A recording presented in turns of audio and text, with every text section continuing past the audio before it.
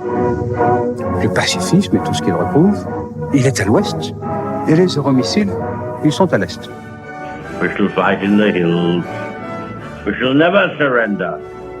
Não estamos mais isolados. A solidariedade europeia não nos faltará. Diplomatas, um podcast de análise da atualidade internacional com Teresa de Sousa e Carlos Gaspar. Muito bom dia, bem-vindos ao novo podcast do Público, Diplomatas. O meu nome é Ivo Neto, estamos a gravar no dia 19 de outubro.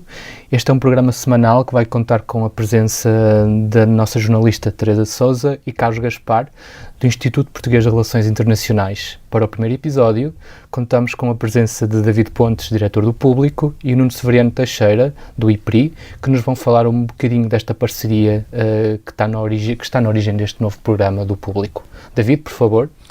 Obrigado, Ivo. É mesmo só para a introdução. Estamos aqui, no fundo, para dar as boas-vindas e depois deixar a condução do programa para quem entende, para vocês três. Nós estamos certo por parte do público que, ao associarmos ao IPRI, temos direito, se posso dizer assim, mais ou menos a três coisas.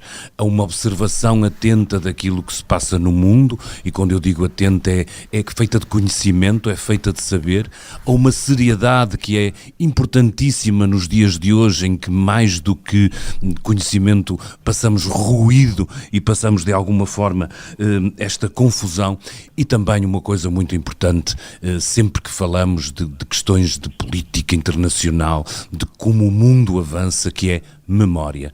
Nós às vezes no fulgor dos dias esquecemos isto, mas saber e saber feito, como é o de Carlos Gaspar e da Teresa de Sousa, é muito importante porque foi feito ao longo dos anos, está sustentado em trabalhos feitos por ele, está sustentado numa vida de observação do mundo, e é isso que com muito gosto o público tem de acolher esta parceria com o IPRI e conseguir assim chegar e dar aos nossos leitores, estamos certos, um saber muito sustentado sobre coisas que às vezes nos parecem confusas, complicadas e difíceis de entender. Nuno. Obrigado, David. Também dizer em nome do Instituto Português de Relações Internacionais que esta é uma parceria que nos honra e naturalmente que nos dá imenso prazer poder fazer. No Instituto Português de Relações Internacionais, há quase 20 anos, fazemos um trabalho académico rigoroso na área das relações internacionais, mas nós achamos que o conhecimento que produzimos não deve ficar fechado no muro das universidades, não deve ficar para dentro do Instituto. O conhecimento é um bem público e, como bem público, é a nossa obrigação disponibilizá-lo à sociedade, à opinião pública, e nesse sentido não há melhor parceiro do que o público para fazer e para conseguir esse objetivo. Esperamos que ao longo deste podcast possamos acompanhar a atualidade, mas ao mesmo tempo acrescentar-lhe a análise com rigor e portanto, pô-la à disposição da opinião pública. Do ponto de vista do Instituto Português de Relações Internacionais, volto a frisar, esta é a parceria que nós queríamos, a parceria que nós gostamos de ter, e portanto o que me resta é desejar a este novo podcast Público IPRI os maiores sucessos e dar a palavra àqueles que o vão conduzir, a Teresa de Sousa e o Carlos Gaspar. Muito obrigado a ambos pela introdução e passando então para os convidados semanais, a Teresa e o Carlos. Eu vou começar já com uma provocação. Não é por acaso que este programa se chama Diplomatas e nós estamos a meio de uma semana complexa em termos de diplomacia. Tivemos Joe Biden na quarta-feira no Médio Oriente e hoje temos Sunak também no Médio Oriente por causa da tensão entre Israel e o Hamas. A pergunta que eu quero fazer e deixo para quem quiser responder a esta primeira questão é: a diplomacia ainda funciona? O Presidente Biden é um diplomata. Já o sabíamos da sua longa carreira desde que começou no Congresso norte-americano em 1975 e depois como vice-presidente dos Estados Unidos.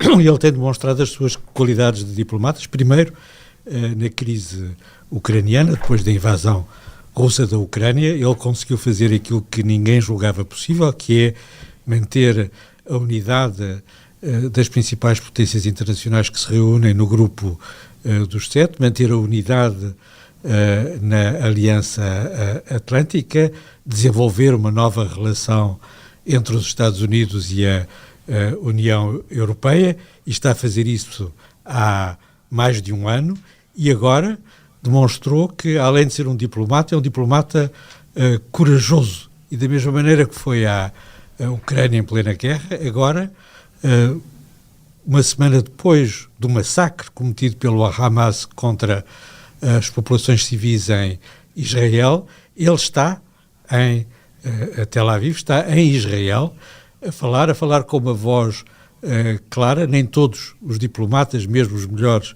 têm uma voz tão clara. Ele está a falar pelos Estados Unidos, está a falar por Israel e está a falar por todos aqueles que, num sítio ou no outro, lutam pela liberdade e pela paz.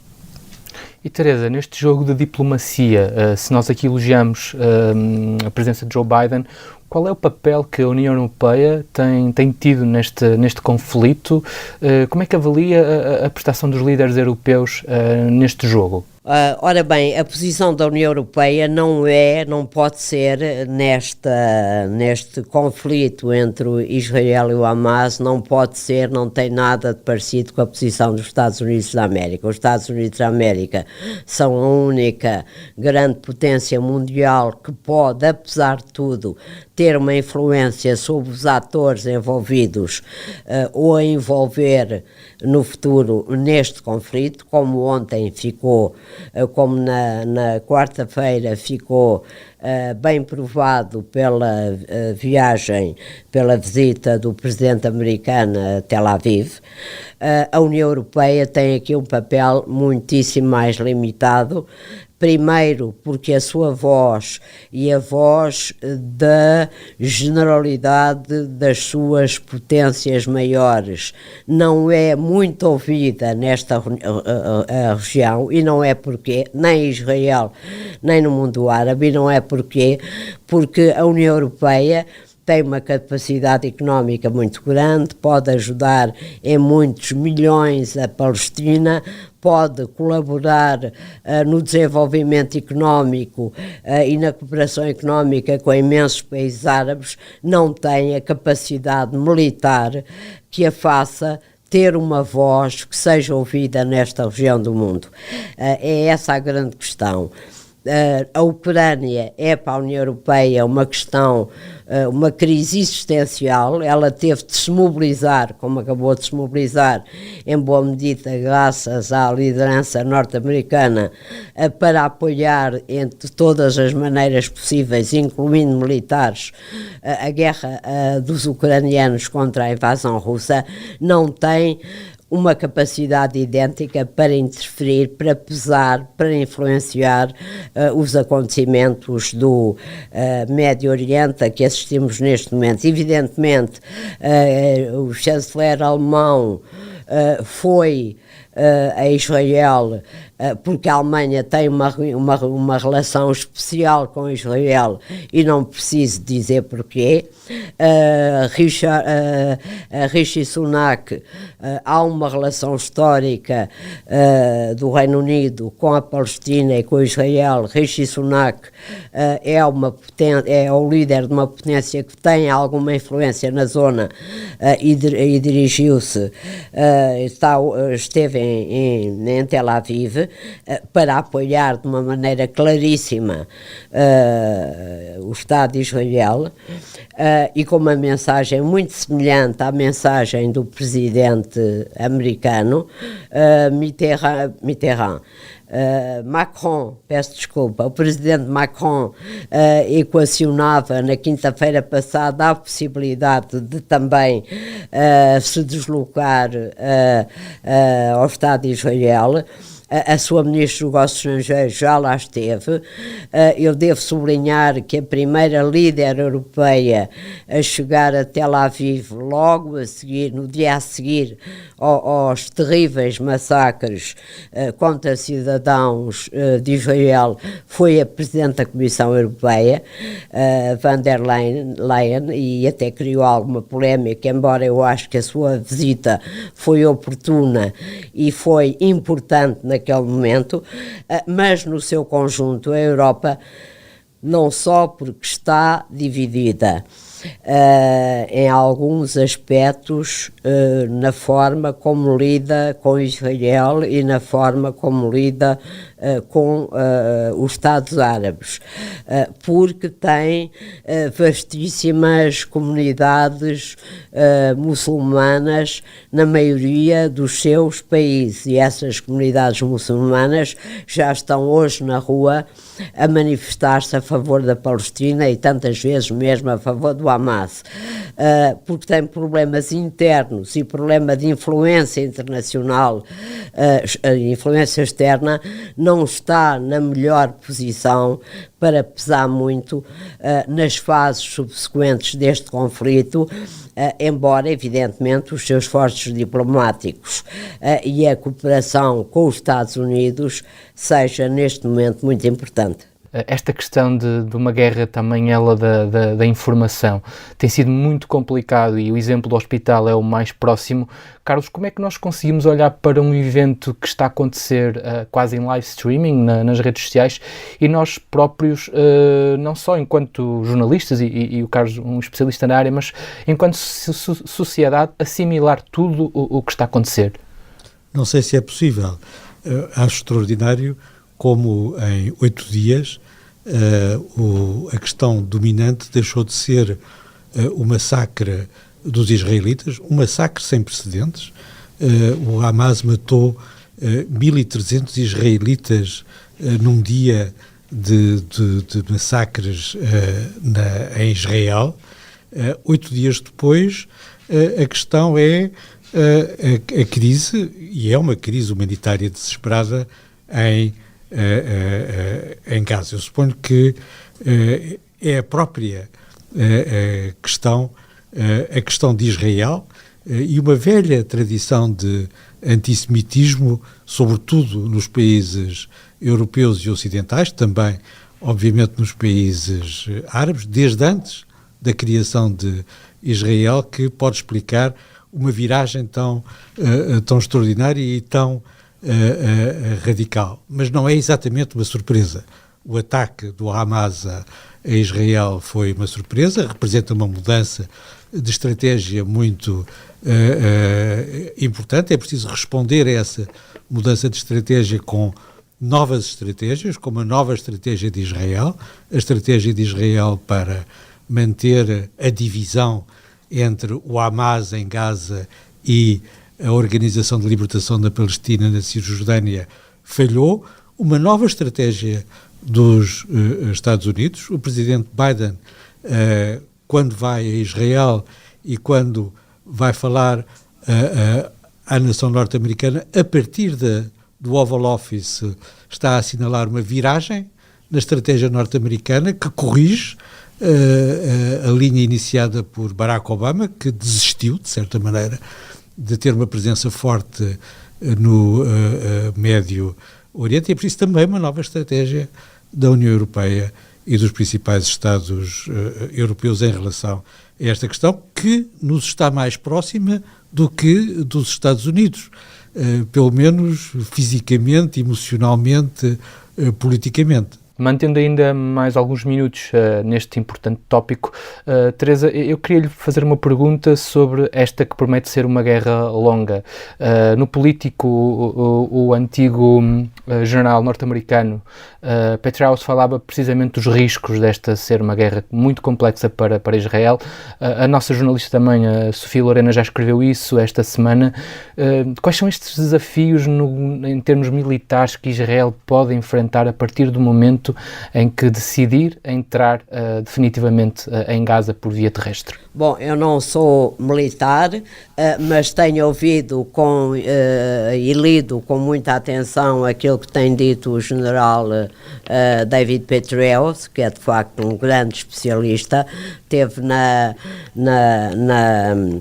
guerra do Iraque a partir de 2007 e liderou a guerra no Afeganistão, tem uma experiência enorme, tem um conhecimento enorme e ele tem usado expressões verdadeiramente extremamente fortes em relação ao que pode ser uma invasão terrestre da faixa de Gaza pelo exército israelita, dizendo que nada que o exército israelita tenha feito até hoje se compara em complexidade, dificuldade e risco do que esta invasão. Nós percebemos intuitivamente porquê.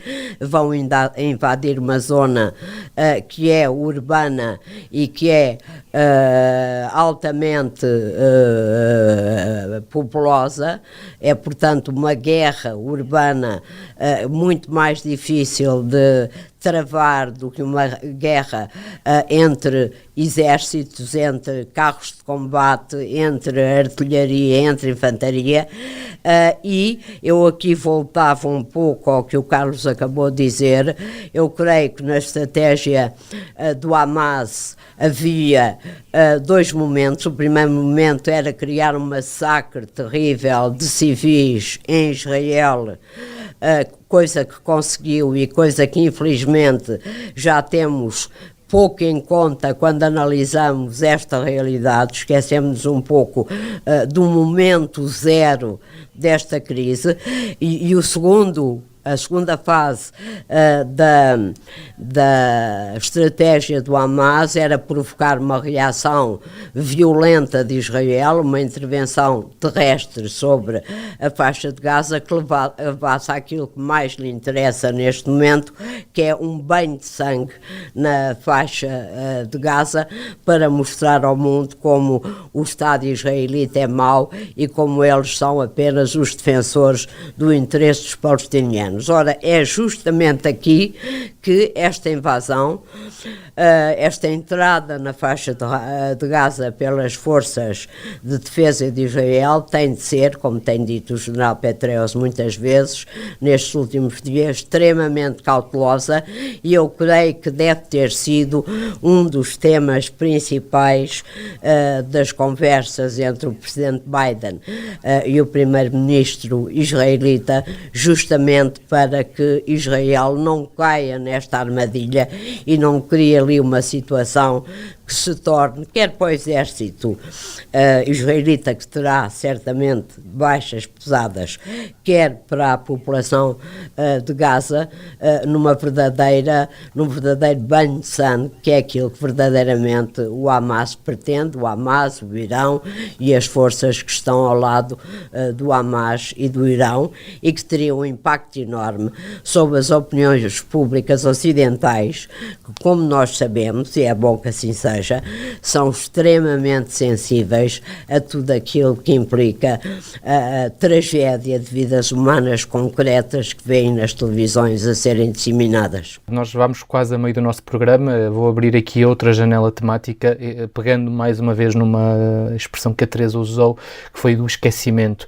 De facto, nós vimos logo nas primeiras horas a seguir às imagens de Israel se tornarem públicas, Zelensky a falar do risco de esquecimento do que estava a acontecer no leste europeu. E esta semana, e é importante nós também neste programa darmos algum tempo a isso, tivemos mais um encontro entre Xi e Putin, em que os laços entre a China e a Rússia parecem estar cada vez mais firmes. Carlos, o que é que este encontro representa nesta fase da guerra e que risco é que representa também este conflito no Médio Oriente para o futuro da Ucrânia? São duas coisas distintas, de certa maneira. A cimeira entre o presidente chinês e o presidente russo é quase uma rotina. Eles fazem cimeiras anuais e encontram-se várias vezes em quadros multilaterais patrocinados pela Rússia ou pela China várias vezes por ano.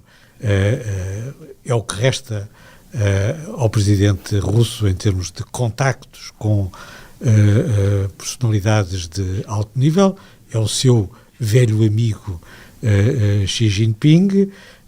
A China tem uma aliança com a Rússia e quer demonstrar reiterada e repetidamente que a ligação entre a China e a Rússia é uma relação forte, é uma parceria estratégica consolidada, como o presidente chinês disse ontem. Temos de enfrentar ameaças comuns. A China e a Rússia têm de enfrentar uma ameaça comum. A ameaça comum a que o presidente chinês se refere é, naturalmente, os Estados Unidos. Para Pequim e para Moscovo, os Estados Unidos não desistiram, Washington não desistiu de derrubar, de deitar abaixo o regime comunista na China e o regime autocrático na Rússia. E, nesse sentido, os Estados Unidos e os seus aliados são uma ameaça permanente para a Rússia e para a China e justificam a aliança entre a China e a Rússia, que, efetivamente, é uma aliança muito mais sólida do que aquilo que era a percepção da opinião pública europeia e ocidental e a visão da maior parte dos dirigentes políticos europeus e mesmo norte-americanos. A China e a Rússia estão do mesmo lado na guerra da Ucrânia, tal como os Estados Unidos e os seus aliados estão do mesmo lado na guerra da Ucrânia. A China e a Rússia estão do mesmo lado na questão de Gaza, tal como os Estados Unidos e os europeus devem estar do mesmo lado na questão de Gaza. Há uma linha que se está a traçar, conflito a conflito, guerra a guerra, e que está a separar, de certa maneira, dois campos, um campo onde a China, a Rússia e o Irão se convergem, e, por outro lado, um campo onde os Estados Unidos, o Japão e a Europa também convergem. A Ucrânia não está isolada, tem o seu lugar nesta linha de divisão, está na primeira linha desta divisão, desta nova divisão que se está a consolidar e, de certa maneira, a alargar, e teve boas notícias, de resto, nos últimos dias, quer no terreno militar. As forças ucranianas passaram o Dnipro e estão a avançar em território ucraniano ocupado pelas forças russas e, sobretudo, ganhou as eleições na Polónia e vai continuar a ter uma retaguarda segura, mesmo no seu principal vizinho neste momento, que é a Polónia. Esse era um dos temas que tinha mais para a frente, iremos lá voltar. Mas, Teresa, queria-lhe fazer agora uma pergunta ainda associada a esta questão da guerra da Ucrânia. Como é que é possível para Kiev manter presente e com a relevância necessária na agenda internacional este conflito, ao mesmo tempo que temos um conflito a acontecer no Médio Oriente? Qual é que pode ser a estratégia usada por Kiev para esse fim? É uma estratégia difícil, naturalmente. Houve uma tentativa, como sabemos, do presidente Zelensky, dele próprio se deslocar a Tel Aviv, justamente para mostrar que há uma ligação entre o conflito de Gaza e a guerra na Ucrânia, que o Carlos acaba de descrever num quadro internacional. Essa tentativa terá falhado, porque não teve boa recepção do primeiro-ministro de Israel. Eu devo lembrar que não só a Ucrânia tem feito avanços no terreno dos quais não nos temos apercebido tanto, justamente porque estamos todos a olhar para o Médio Oriente, como acaba de receber, quase que sem que ninguém dê conta, os celebérrimos ATACMS americanos, dos quais ouvimos falar durante muito tempo, que nos parecia até que os Estados Unidos ainda não tinham dado o ok final e que acabamos de ver nos últimos dias já atuar no campo de batalha com efeitos extremamente importantes. Eu acho que se houver no terreno bons avanços neste momento, quer com os ATACMS, quer com o fornecimento de artilharia e de munições, que é o que mais faz neste momento à guerra, ao exército ucraniano, com novas medidas de defesa, novos instrumentos de defesa antiaérea que também estão a ser fornecidos. Se houver avanços significativos no terreno, Vladimir Putin, que neste momento está a esfregar as mãos de contente com a crise no Médio Oriente, porque o seu objetivo é sempre dividir o Ocidente, ou neste caso, dividir as atenções e os esforços ocidentais entre duas frentes de batalha, pode ter algumas surpresas e a guerra na Ucrânia pode voltar a ter algum protagonismo. Eu devo dizer que o presidente Biden tem tido muito cuidado nesta matéria, vai apresentar no Congresso norte-americano um pacote militar brutal de 100 mil milhões de dólares, que não é só para Israel nem só para a Ucrânia, é para a Ucrânia e para Israel, e isto mostra claramente mostra claramente que os Estados Unidos estão preparados para continuar a manter as duas frentes com os instrumentos militares financeiros necessários para elas continuarem a ser duas frentes seguras em Israel e na Ucrânia. Estes 100 mil milhões de dólares também incluem a capacidade de reforço da presença americana na região de Taiwan, mostrando também ao povo americano, aos eleitores americanos, que os Estados Unidos continuam a ter capacidade para jogar na frente ucraniana, no Médio Oriente, mas também não descurar a ameaça que a China representa em relação a Taiwan.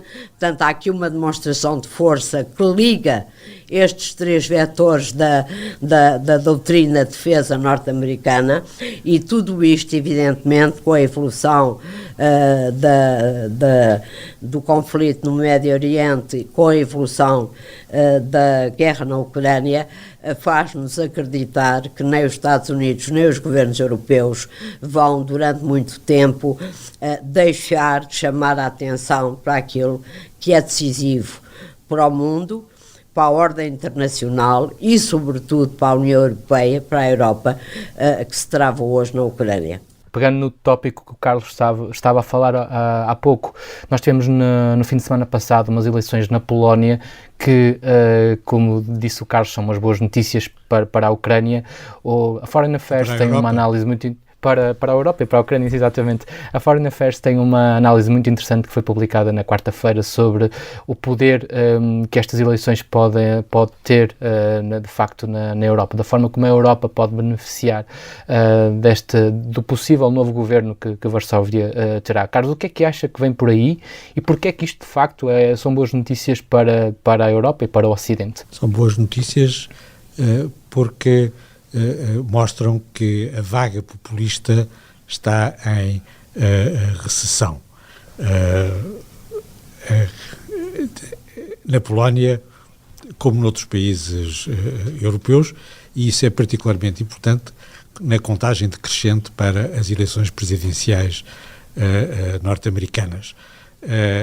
Por outro lado, há aqui uma possibilidade de ultrapassar a polarização extrema que tem dominado a política interna na Polónia, que começa condicionar a sua política externa e encontrar uma fórmula em que um presidente do Partido da Lei e da Justiça e a plataforma cívica com o novo primeiro-ministro Tusk, que há de lá chegar depois deste processo complicado de escolha do novo governo e da formação de uma coligação parlamentar, esta dupla entre um presidente de direita e um de centro-direita e um primeiro-ministro de centro-esquerda possa reconstituir uma posição mais equilibrada, mais afirmativa e mais dinâmica da Polónia, quer na sua política de integração europeia, quer na sua relação com a Ucrânia e na sua política externa. É isso que é importante, e para lá da política interna da Polónia e da sua posição, que neste momento é muito importante na retaguarda da Ucrânia, também haver esse sinal de que a vaga populista está em recuo. Os populistas não têm nada de relevante para dizer perante a nova ameaça que representa esta coligação das grandes potências autocráticas, Rússia, China e Irão. Tem apenas fórmulas fáceis, palavras demagógicas, políticas irrelevantes. Isso é o pior caminho possível para criar as condições para responder a esta nova ameaça, que é uma ameaça real para a Polónia, para a Europa, para os Estados Unidos, para o conjunto das democracias. Teresa, antes de vos colocar um último desafio, queria saber a sua opinião sobre que sinal é que, de facto, estas eleições na Polónia dão para, por exemplo, o que vamos ter no próximo ano, as eleições europeias. São extremamente importantes. Eu devo dizer que, parecendo que não é só a questão da Ucrânia e da Polónia, que foi sempre a retaguarda da guerra dos ucranianos contra a invasão da Rússia.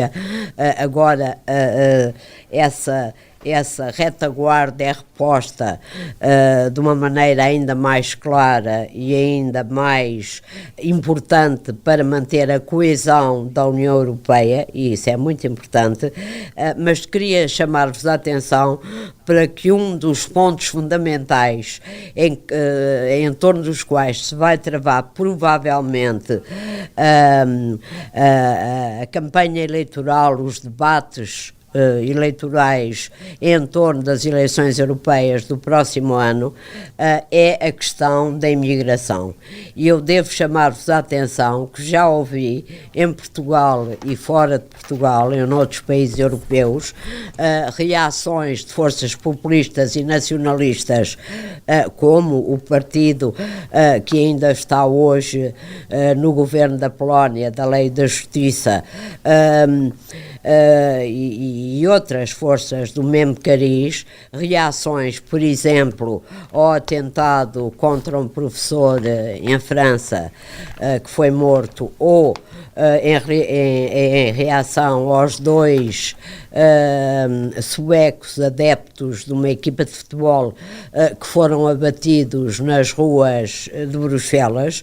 Já ouvi reações a dizer a culpa é dos governos europeus que abrem as portas a toda a gente, que deixam vir para dentro da Europa massas desconhecidas e anti-europeias e anti a nossa civilização, entre aspas, que vem do Médio Oriente e que vem do Norte da África e que depois se queixam de ter atentados de lobos solitários como aquele que vimos em Arras, em Paris, em França, como vimos na Bélgica, e as ameaças constantes e os alertas constantes que têm havido em França e em outros países europeus em relação a potenciais atentados terroristas.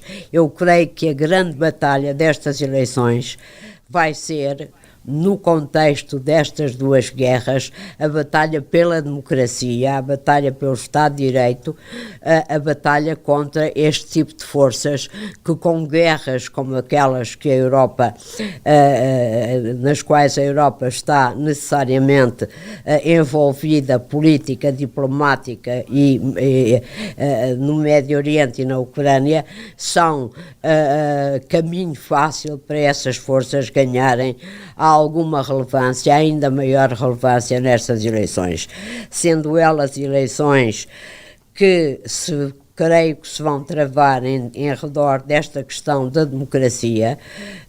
Creio que esta vitória na Polónia é extremamente importante. Podemos, enquanto vimos a vitória de Donald Tusk na Polónia, vimos Viktor Orbán a cumprimentar efusivamente em Pequim o líder russo Vladimir Putin e o líder chinês Xi Jinping, e a pôr-se ao lado um primeiro-ministro europeu e pôr-se ao lado das suas posições, quer em relação à guerra da Ucrânia, quer mais mitigadamente em relação ao conflito do Médio Oriente, e vimos como este tipo de forças podem ser extraordinariamente perigosas para minar a democracia, o Estado de Direito, a coesão interna, os objetivos políticos da União Europeia. Antes de nos despedirmos dos nossos ouvintes, eu queria deixar aqui um desafio aos dois convidados. Certamente quem nos ouve reparou que temos uns sons muito curiosos no início, de pessoas muito conhecidas, e eu gostava que nos ajudassem a explicar o porquê desta escolha. A escolha das palavras de Churchill, num momento particularmente dramático no princípio da Segunda Guerra Mundial, em que a Inglaterra está sozinha contra a Alemanha nazi, que acaba de ocupar a França e domina todo o continente europeu, é ditada pelas virtudes da adversidade. É perante a adversidade que nós temos que mostrar coragem, determinação e capacidade de responder aos desafios, mesmo quando eles parecem impossíveis de enfrentar. Foi isso que Churchill fez. A sua lição continua válida quando temos que enfrentar a Rússia, a China, o Irão, a guerra na Ucrânia, a guerra no Nagorno-Karabakh ou a guerra em Gaza. Teresa, ainda o François Mitterrand e o Mário Soares querem nos dar esse contexto? Quer dizer, o Dr. Mário Soares é relativamente simples. Mário Soares é olhado hoje pela generalidade do povo português como o fundador da democracia portuguesa e o grande obreiro da nossa caminhada em direção à União Europeia. Nós sabemos a importância que a União Europeia teve para a consolidação da democracia portuguesa, a própria consolidação da democracia, para evitar qualquer espécie de desvios de uma democracia europeia parlamentar, liberal, um Estado de Direito, e como foi importante para o nosso próprio desenvolvimento, esse momento histórico, decisivo, que marcou o nosso futuro a partir daí, que foi a adesão, a assinatura do Tratado de Adesão à União Europeia no dia 12 de junho de 1985, no Mosteiro dos Jerónimos, pareceu-me uma boa maneira também de situarmos o nosso programa nessa continuidade.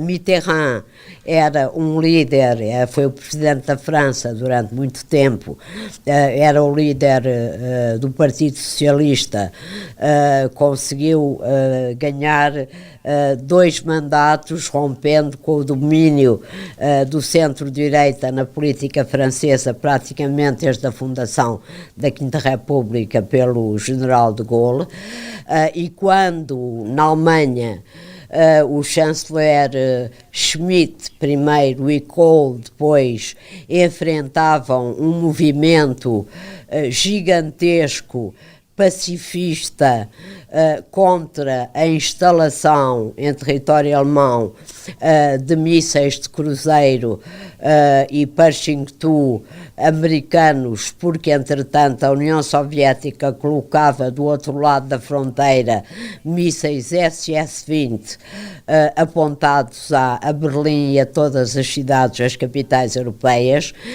Mitterrand foi ao Bundestag dizer, num gesto de solidariedade com o chanceler alemão, foi ao Bundestag dizer esta frase que ficou na história e que todos nos lembramos: os pacifistas estão no Ocidente, os mísseis estão ao Oriente.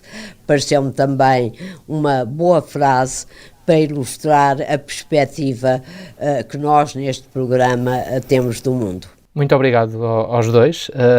Damos por encerrado este primeiro episódio. Voltamos para a semana nesta ligação Porto-Lisboa. Eu, Ivo Neto, estou no Porto. Os meus convidados, Teresa de Sousa e Carlos Gaspar, em Lisboa. Um bom fim de semana para todos. O podcast Diplomatas é uma parceria Público-IPRI, Instituto Português de Relações Internacionais.